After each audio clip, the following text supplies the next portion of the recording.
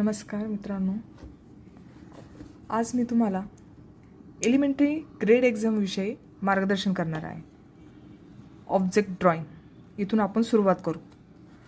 परीक्षेमध्ये सर्वात महत्त्वाचा भाग म्हणजे ही बकेट असते. ओके, ऑब्जेक्ट वेगवेगळ्या प्रकारचे ऑब्जेक्ट येतात, पण सर्वात महत्त्वाचा जो ऑब्जेक्ट असतो तो बकेट असतो. 100% बकेट म्हणजे बादली येते म्हणजे त्याला ऑप्शनल म्हणून त्याच्याच आकाराचा डस्टबिन त्याच्याच सिमिलर वस्तू ठेवल्या जातात, पण मेन जी असते ती आपली बकेट आहे. आता ऑब्जेक्ट ड्रॉइंग म्हणलं तर ऑब्जेक्ट हे काय नॅचरल नाही आहे, बरोबर.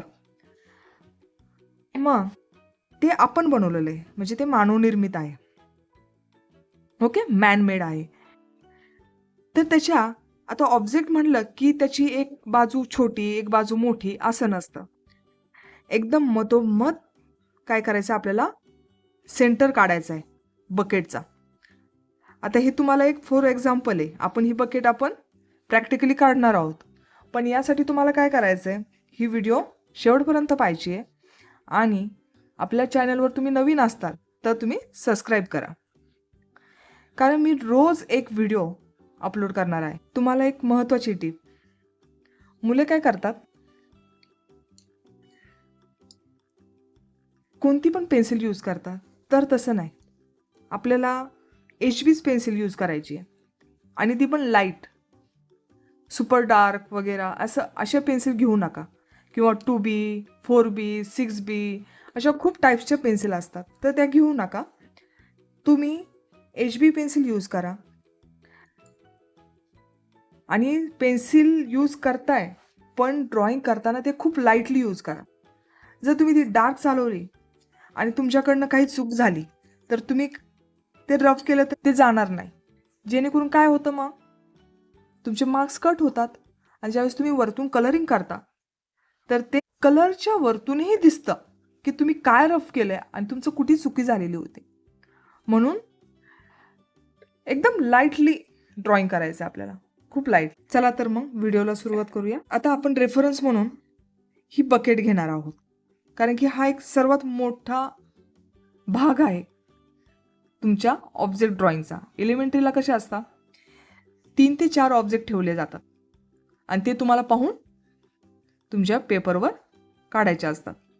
पण एवढं लक्षात घ्या, आता तुम्हाला मी एकदम सुरुवातीला एकदम छोट्या गोष्टी सांगणार आहेत, खूप छोट्या टिप्स सांगणार आहे. आणि व्हिडिओ शेवटपर्यंत पहा. व्हिडिओच्या शेवटी मी तुम्हाला खूप महत्त्वाचे टिप्स सांगणार. आता रेफरन्स म्हणून आपण ती बकेट घेतलेली आहे, बरोबर. आता पहा, बकेट ही कशी आहे, आयताकृत. बकेटचा आकार कसा आहे, आयताकार आहे, बरोबर. आयताकार आधी काढून घ्यायचा आपल्याला. आता मी स्केलचाही वापर करणार आहे. मी हे 9 सेंटीमीटर घेणार आहे. स्केलचा वापर करून आपण काढूया सुरुवातीला, एकदम बेसिक. आणि एक उभी लाईन जी आहे ती आपण 13 सेंटीमीटर घेऊया. लागली तर कमीही करता येईल आपल्याला, हे आपण एक अंदाज घेतोय. झालं. हा आपण एक आयत काढून घेतला 9x13चा. आता आपण काय करणार आहे, याचं सेंटर काढणार आहे. 9च्या हाफ 430. तर आपण हा सेंटर काढून घेतला आधी, जेणेकरून आपल्याला दोन्ही भाग समान करता येतील. आता हे पहा, मी करताना किती लाईटली केलेलं आहे. पेन्सिलवर जास्त जोर द्यायचा नाहीये, एकदम लाईटली ड्रॉ करायचं आहे. त्यानंतर आता आपल्याला हा भाग काढायचा आहे, वरचा भाग. आता हा वरचा भाग जो आहे, कोणत्या अँगलनी बसले आहात.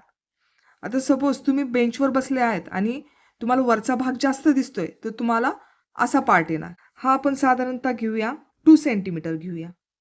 ओके, 2 सेंटीमीटर घेऊ. आणि 2 सेंटीमीटरच्या म्हणजे आपल्याला याचाही सेंटर टाकायचा आहे. मग त्यासाठी आपण काय करणार आहे, 1 सेंटीमीटर घेणार आहे. 1 सेंटीमीटरची लाईन टाकणार आहे. आता हा भाग आपण जोडून घेऊ.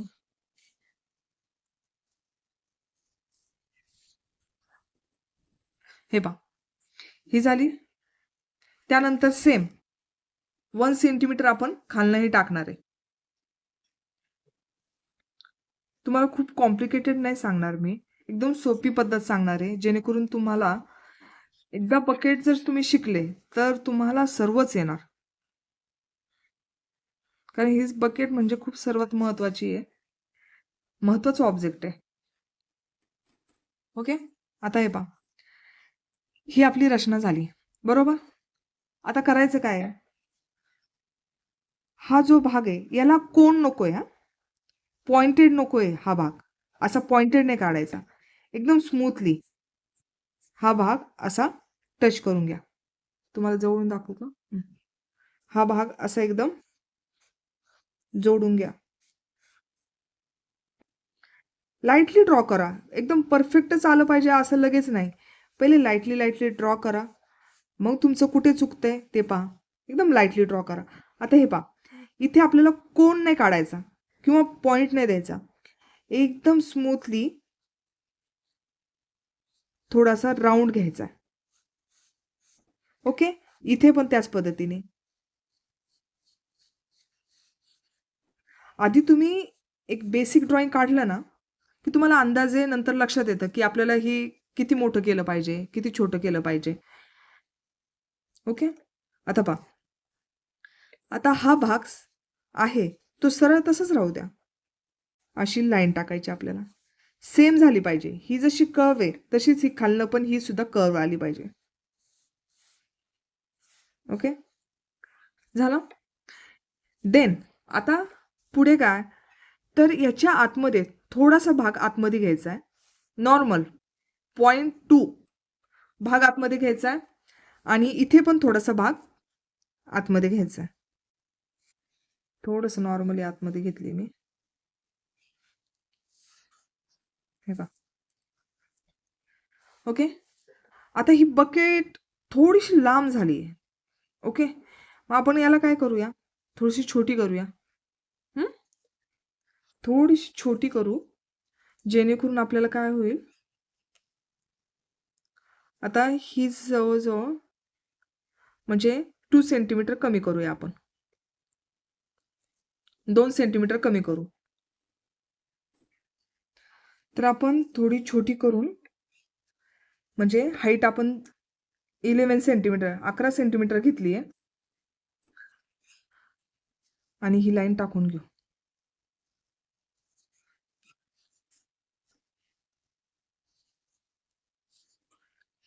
शेवटी तुम्हाला काही डाऊट्स असतील तर तुम्ही मला नक्की विचारा.